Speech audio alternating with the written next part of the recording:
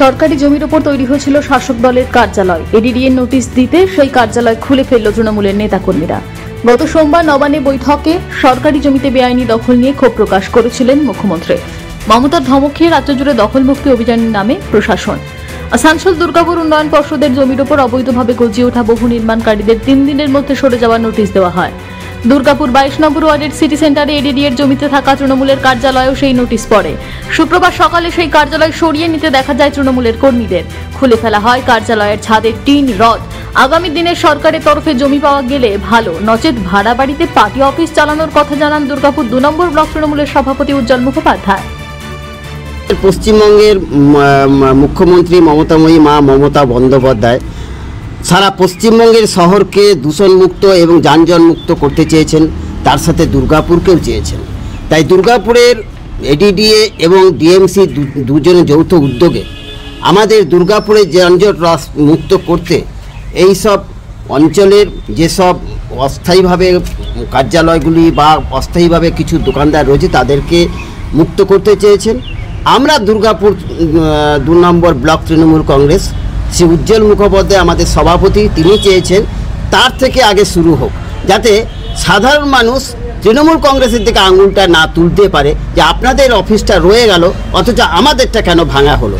তাই আমাদের সভাপতি চেয়েছেন যে আগে আমরা শুরু করব, আমাদের দেখা দেখি যেন অন্যরাও দুর্গাপুরকে যানজট মুক্ত এবং দুর্গাপুরকে এক সুন্দর দুর্গাপুর গড়ে তুলতে এগিয়ে আসতে পারে। আসলে ঘটনাটা হলো, আমরা আপনি আচরি ধর্ম অপরে শিখাও এই নীতিতে বিশ্বাসী। আমাদের মুখ্যমন্ত্রী যখন বললেন যে সরকারি জায়গা, সরকারি জমি বেদখল হয়ে যাচ্ছে, সেটাকে মুক্ত করা দরকার, পশ্চিমবাংলার স্বার্থে দরকার, এটা আমরা বুঝতে পারলাম সবথেকে সত্য কথা এটাই। এবং আমাদের দেখা গেল যে আমাদের যে দুর্গাপুর 2 নম্বর ব্লক তৃণমূল কংগ্রেসের অফিসটা আছে, এই অফিসটা অনেক দিনের অফিস। আমি জানি না কে করেছিলেন, কিন্তু আমি 2016 সালে এটাকে রিনোভেট করেছিলাম। রিনোভেট করে একটু টাকা পয়সা খরচা করে ভালো করে বানিয়েছিলাম। টাকা পয়সাটা আমি কিন্তু নিজের পকেট থেকে দিয়েছিলাম, কারোর কাছ থেকে টাকা পয়সা নিই। তো যাই হোক, অফিসটা চলছিল।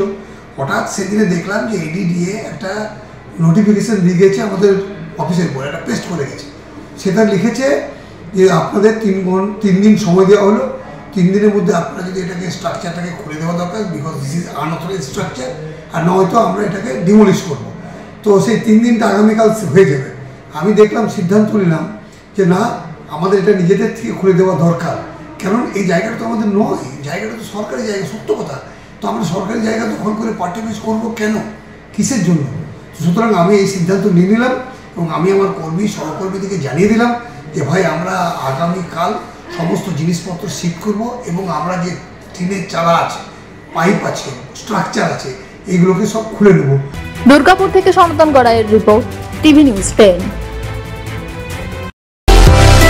সুলভ সঠিক চিকিৎসার একমাত্র প্রতিষ্ঠান বিবেকানন্দ হসপিটাল।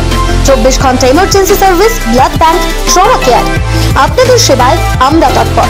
গুণমান ও পরিষেবায় দুর্গাপুর বিধাননগরের ডক্টর জাকির হোসেন এভিনিউর বিবেকানন্দ হসপিটাল শিল্পাঞ্চলের মানুষের মন জয় করেছে।